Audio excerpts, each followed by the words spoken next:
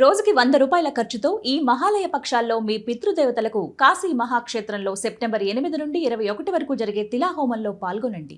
TKV Raghavan గారు వారితో మాట్లాడదాం. గురుగారు నమస్కారం అండి. నమస్కారం.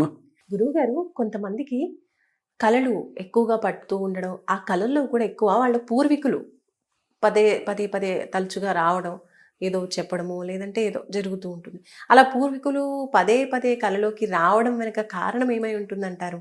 ఇది ఒక మంచి ప్రశ్నేనమ్మా. ఆ పూర్వీకులు ఉన్న వాళ్ళు వాళ్ళ చరిత్రలు ఏమిటో మనం జ్ఞాపకం చేసుకోవాలి. ఒకప్పుడు సర్వసాధారణమైన ఇల్లు కూడా ఇంట్లో వాళ్ళు 10 మంది ఉంటే బంధువులు అన్న వాళ్ళు ఇంకో 15 మంది దాకా ఉంటుండేవారు, వస్తూ ఉండేవాళ్ళు. అలా ఉండేవాడు. దాన్నే చిన్నయసూరి గారు దాంట్లో ఓ వర్ణన ఉంది. గోదావరి తీరమందు పెద్ద జువ్వి చెట్టు కలదు, కింద మనుషులు నివసిస్తుంటారు, పైన పక్షులు తేళ్లు పాములు ఉంటుంటాయి, పక్షులు ఎగురుతుంటాయి, తొర్రల్లో కుందేళ్ళు ఉంటాయి. కుటుంబాలన్నీ అలా ఉండేవి. వచ్చిన వాడికి నీడ ఇచ్చేది, చోటిచ్చేది. అలాంటి పెద్దల చరిత్ర అయితే వాళ్ళు తప్పనిసరిగా మన కళ్ళలోకి వస్తే మంచి అర్థం. అంటే మనం ఏ పని చేస్తున్నామో అది చెయ్యాల్సింది చెయ్యటం లేదని గుర్తు చెయ్యడానికి వస్తారు వాళ్ళందరూ కూడా. ఇది మొదటిది. రెండోది, మనకేదో దుగ్ధం ఉంటుంది, ఆయన అలా లేకపోతే ఇలా అనుకుంటాం మేము అనుకుంటారు చాలామంది. ఇలాంటి అది కూడా గుర్తుంటుంది. చేత పెద్దలు కళలోకి రావడం అన్నది తప్పేం లేదమ్మా. మరి లక్ష్మీదేవి కళలోకి వచ్చిందండి, అప్పుడేమంటున్నావు? లక్ష్మీ నీ దగ్గరే ఉంటుంది, ఆవిడ ఎంత చోట్ల పోతుంది కదా, మరి ఏం మాట్లాడతావు నువ్వు? అది కాదు, అదనమాట. తర్వాత కళలు ఎందుకు వస్తాయి అంటే చాలామందికి అలబద్ధం అంటారు. వేదంలో చెప్పారు, మెళకువగా ఉండడము, గాఢముగా నిద్ర, జాగ్రత్త అవస్థ, సుషుప్తి అవస్థ రెండిటికీ మధ్యని స్వప్నావస్థ ఉంటుంది. ఎందుకంటే మనం చేసుకున్న పుణ్యాలు పాపాలు కూడా అనుభవించాలంటే శరీరంతో టైం సరిపోదు, ఒక్కొక్కసారి మరో చోట కూడా అవుతుంటుంది. అందుకని నిద్రలో మనకి తెలియదు, మాకు తెలియదు. కానీ కళ వచ్చిందనుకోండి, ఆనందం అనుభవించాల్సింది కొన్ని ఉంటాయి, కళ్ళలోనే అనుభవిస్తాడు వాడు ఆనందాన్ని. పాపం ఉంటుంది, అలాగే అనుభవిస్తాడు. దీన్ని సడన్ గా భయపడుతూ ఉంటారు. ఇది ఆలివర్ గోల్డ్ స్మిత్ అని ఆయన కథ రాశాడు పాపం, ద ప్రావిడెన్స్ అని చెప్పి. ఇదే కథ, అంటే కథ అని చెప్పను ఇప్పుడు నేను. దాంట్లో ఒకడికి దొంగల వల్ల భయం ఉంది, వచ్చారు దొంగలు, చంపబోయారు, పారిపోయారు. వాడికి ఒక అందమైన అమ్మాయితో పెళ్ళి అయ్యే అవకాశం ఉంది. ఆ అమ్మాయి ఇక్కడికి వచ్చింది. అబ్బా ఎంత అందగాడు, అబ్బా అమ్మకి తెల్ల, నా మనసును అమ్మకి తెల్ల అనుకుంది. ఈ లోపల పెళ్ళి అయిపోయింది. ఇంకో లోపల వాడికి డబ్బు వచ్చేగా ఉంది, పెద్ద జమీందారుగా జట్కా అక్కడ ఆగిపోయింది. ఆవిడ అందరూ ఏమంటే పిల్లాన్ని తీసుకెళ్దామండి అని. ఈ లోపల జట్కా వాడు బండి రెడీ అమ్మ అన్నట్టు వెళ్ళిపోయారు. వాడి 3 అనుభవించే స్థితి ఉంది, కళలో అనుభవించాలి, అదనమాట. దీనిపై ప్రావిడెన్స్ అని చెప్పి ఎప్పుడూ చిన్నప్పుడు చదువుకున్నాయి కదా, SL 11th క్లాస్లో ఉండగాను. అలాగా అంచేది ఈ కళ లోపల పెద్దలు కనిపించారు. పెద్దలు కనిపించారంటే అర్థం ఏమిటంటే, దానికి ఉపనిషత్తు చెప్పింది, నాయన పెద్దవాళ్ళు మేము అన్ని మంచి చేసామని చెప్పం, యాని అనవద్యాని కర్మాని తాని సేవితవ్యాని. మేము ఏది తప్పులు చేయలేదో వాటి నువ్వు ఆచరించు, అందుకని మేము కళ్ళలోకి వస్తాం. పొరపాటును మేము ఏదైనా ప్రమాదం చేత కానీ దీన్ని తప్పు చేసావునుకో, నో ఇతరాని, అలాంటి పనులు మాత్రం నువ్వు చెయ్యవద్దు. ఇది అక్కడ చెప్పిన మాట. భరతుడికి దశరథుడు కల్లోకి వచ్చాడు, తప్పేమో చెప్పాడు అనమాట ఇండైరెక్ట్గాను, నువ్వు ఆ పని చేయకురా నాయనా అన్నట్టుగా. అలాగే సీతమ్మకి కళ్ళు వచ్చాయి, మరొకళ్ళకి వచ్చాయి, కాదంటలేదు. అంటే యాని అనవద్యాని కర్మాని, ఏవైతే తప్పులు చెయ్యలేదో వాటి నువ్వు చెయ్యి. మేము పొరపాటు చేస్తుంటాం, నో ఇతరాని, నో అంటే ఇంగ్లీష్ పదం కాదు, నా ఇతరాని చెయ్యకు అని చెప్పి. అలాంటి కళలు వస్తున్నట్టయితే ఒక్క పని చెయ్యండి.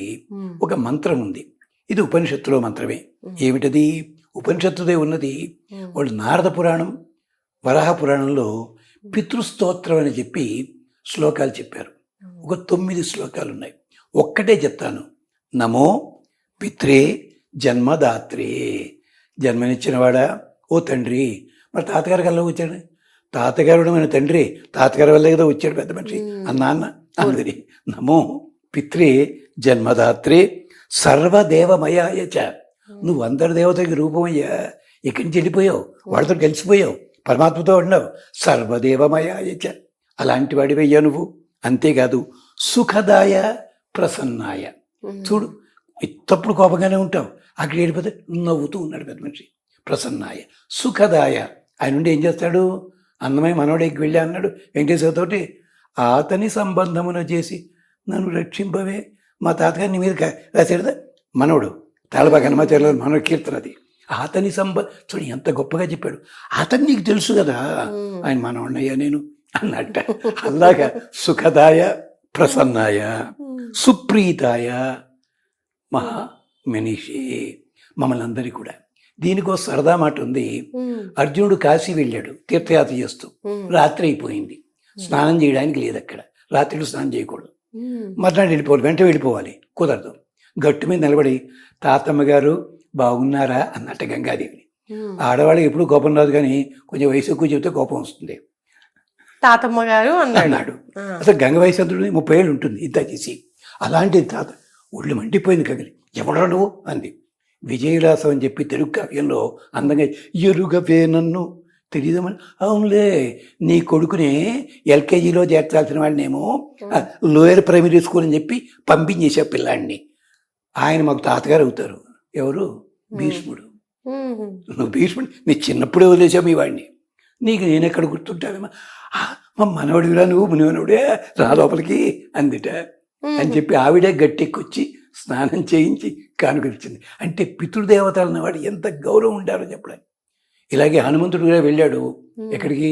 విభీషణుడి దగ్గరికి. నేను ఎక్కడో చూశానయ్యా అన్నట్టు. మా పెద్దనాన్నగారు తెలుసాను మీకు అన్నట్టు. మీ పెద్దనాన్నగారు ఎవరయ్యా వచ్చిలోను? మా నాన్నగారేమో భీముడండి, భీముడే అన్నయ్య ధర్మరాజు అంటే. ఆయన కూడా కాదు, పెదనాన్న అంటేను హనుమంతులు వారండి, కొంచెం పోలికలు కనిపిస్తున్నాయి కదా అన్నట్టు. భీషణుడు ఆనందపడ్డాడు. ఇది మహాభారతంలో కదా. అందుకని పితృదేవతలు కనిపించారంటే వాళ్ళకి ఇష్టమైన పని మర్నాడు చేయండి, పాయసం వండండి, లేదా కుడుములు వండండి, నైవేద్యం పెట్టండి, వాళ్ళు తలుచుకోండి, వాళ్ళ ఫోటో ఉంటే నమస్కరించండి, హాయిగా క్షేమం కలుగుతుంది. అంటే పదే పదే ఇలాంటి కళలు వచ్చినప్పుడు కూడా ఇలా వాళ్ళకి నైవేద్యం ప్రసాదం పెట్టడం మంచిది, చేస్తే మంచిది. ధన్యవాదాలు గురుగారు, నమస్కారం. చూస్తున్నారు కదండి, చాలా మంది తమ పెద్దవాళ్ళు పూర్వీకులు చనిపోయిన వాళ్ళు ఊరికూరికి కలలో వస్తుంటే అది ఎందుకు, అలా మంచి జరుగుతుందా చెడు జరుగుతుందా, దేనికి సంకేతం అని చెప్పేసి ఎన్నో అనుమానాలు మనసులో పెట్టుకుంటూ ఉంటారు కదా. సో అలాంటి అనుమానాలు ఏమీ లేకుండా చక్కగా మీరు దేవుడికి నైవేద్యం పెట్టినట్టుగానే వీళ్ళకి కూడా ప్రసాదం నైవేద్యంగా పెట్టి తర్వాత మీ పనులు మీరు చేసుకుంటే కనుక మళ్ళీ అలాంటి కళ్ళు వచ్చేటువంటి అవకాశం అనేది తగ్గుతుంది అని గురుగారు తెలియజేస్తున్నారు. చూస్తూనే ఉండండి సుమన్ టీవీ. నమస్కారం.